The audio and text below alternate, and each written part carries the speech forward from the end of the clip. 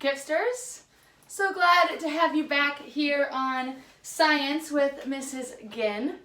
Today we're going to be doing an experiment that I'm sure you've all heard of before, but it's just like really fun and exciting to do, and you could do it with things lying around your house if you by chance have these things lying around your house.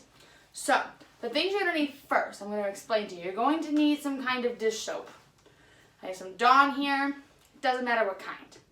You're going to need some hydrogen peroxide. This is usually used to clean wounds. Look in your bathroom, although it could be anywhere. You're going to need some yeast, some active yeast, and then you're also going to need some warm water. If you wish to add some food coloring to your elephant toothpaste, you can do so. So I just said it, we're going to be making elephant toothpaste today. Elephant toothpaste is a really fun chemical reaction, and I'm going to explain kind of how to do it, but mostly I just want you to have a show. Also, we can welcome Sid over here, our wonderful lab assistant. He is so excited to be helping today. He misses you just as much as I do, and he barely knows you. So, first thing you're going to do is you're going to mix hydrogen peroxide and dish soap in a container. It's better if the container has a top that is like smaller than the bottom, because you want it to shoot out, which you're going to see in a bit. And if it's all the same size, it won't shoot out as much. Also, this is where you're going to add the food coloring if by chance you want your elephant toothpaste to have a color to it. So I added some blue, makes it look nice and fancy.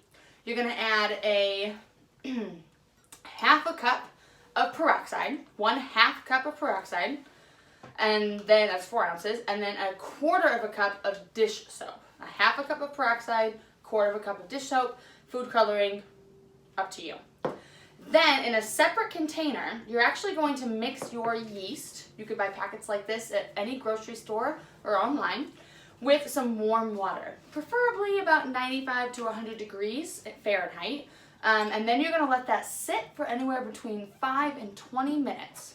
Now, yeast, if you're not aware, is actually a type of living fungus. It's a eukaryote. It's a single-celled organism that we actually will use in things like bread making and other types of baking. It's very important for those things. It's a live culture. So when you pour this into your cup and it looks like a powder, you can be like, wow, that's alive. It's a type of fungus. So after you have that first concoction prepared, you just kind of stir it. Feel like a mad scientist. Then you're going to have your yeast mixture here and it's warm water. And what we're going to do is we're actually just going to pour one. I'm going to move my stuff out of the way into the other. Now, safety first. Going to go ahead and put on my safety goggles. You guys ready? I actually hope this reacts. If it doesn't, we'll talk about why not. You pour it in.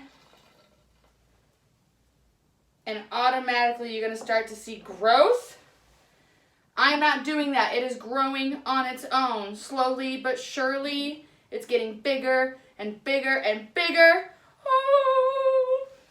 Now when you do this, you're probably going to make a mess. Lay out some things. I go ahead and have a towel and a cutting board on mine. And it just falls out the top. Look how cool that is. Oh. Ooh, so here's the aftermath. Getting in there nice and close in a way I could not do before.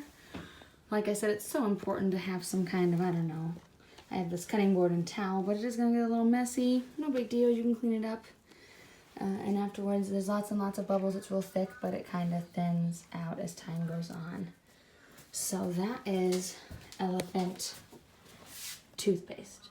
Elephant toothpaste. Yet another chemical reaction that you can do at home. Love you.